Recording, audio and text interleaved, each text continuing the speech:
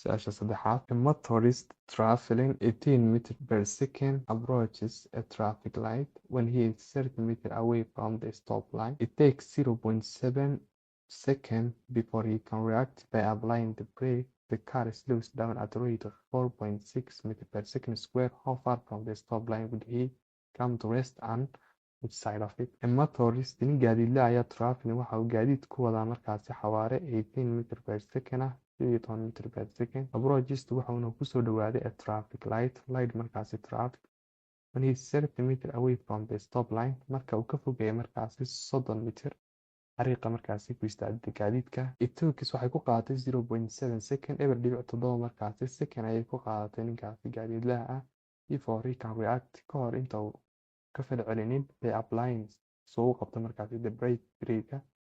The car slows down gaadiidkii markaasi ayr buu socday at rate of xawaaraha markaasi wuxuu hoos u dhigay gaadiidka ama karaarkuu ku socday waxa uu hoos u dhigay ilaa iyo 4.6 meters per second square.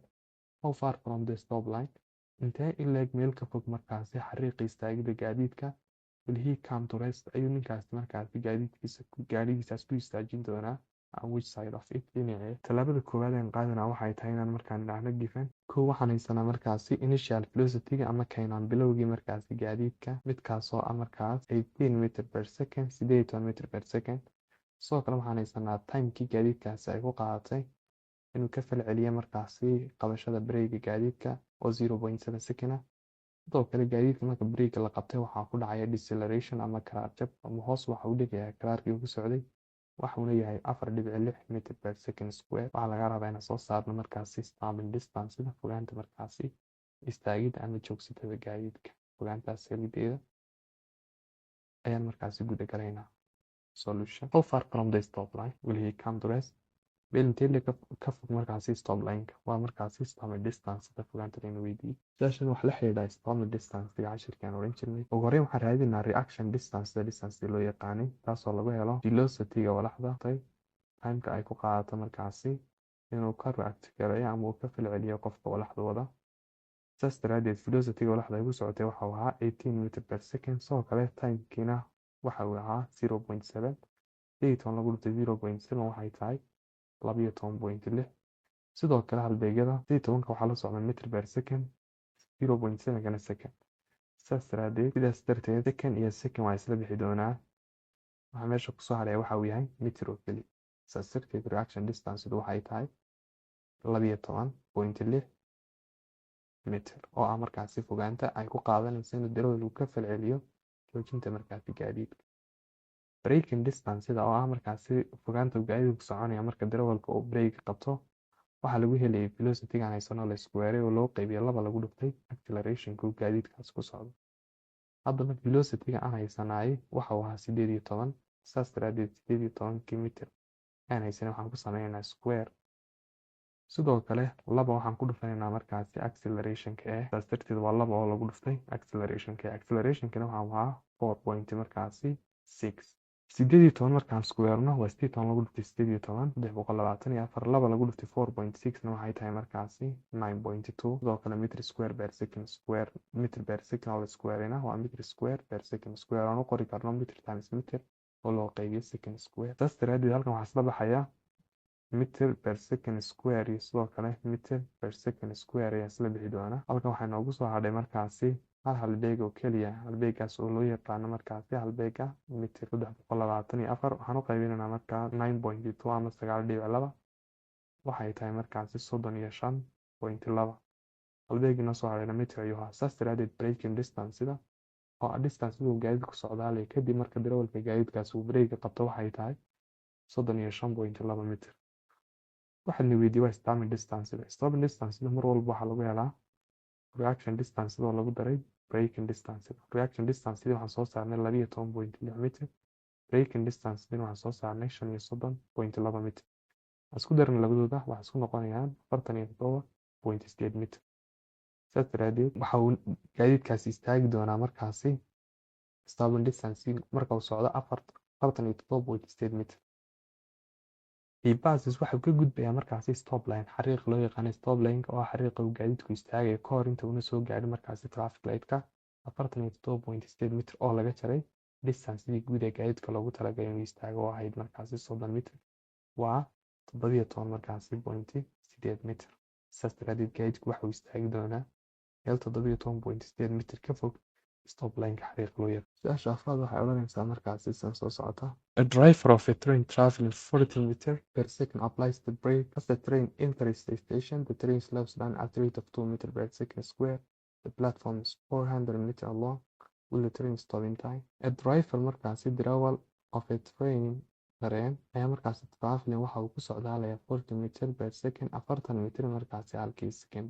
Applies waxa uuna qabtay markaasi the brake. The train tareenkina enters soo gala markaasi the station stand oo halkii markaasi tareenku istaagay. The train tareenkii markaasi slows down waxa uu noqday mid qaboobay maadaama la qabtay markaasi brake. At a rate of xaddiga uu ku qaboobina waxa uu yahay 2 meters per second square. The platform-ka maalku istaagaya tareenkuna dhererkeedu waxa uu yahay 400 mitir. Tareenkani ma istaagi doonaa isagoo xawaaraha 40 mitir per second-ka ku socday inta waqti go'an. Tallaabada koowaad aan qaadanaa markaa waxay tahay inaan idhaahno given. Kow waxaan haysanaa markaasi velocity-ga uu tareenku ku socday midkaasoo ahaa initial velocity 40 markaasi meter per second. Sidoo kale waxaan haysanaa deceleration-kii lagu sameeyey ama kala-jabkii lagu sameeyey tareenka oo ah -2 meter per second. Sidoo kale waxaan haysanaa final velocity-ga oo ah 0 meter per second maadaama la rabo tareenku inuu istaago.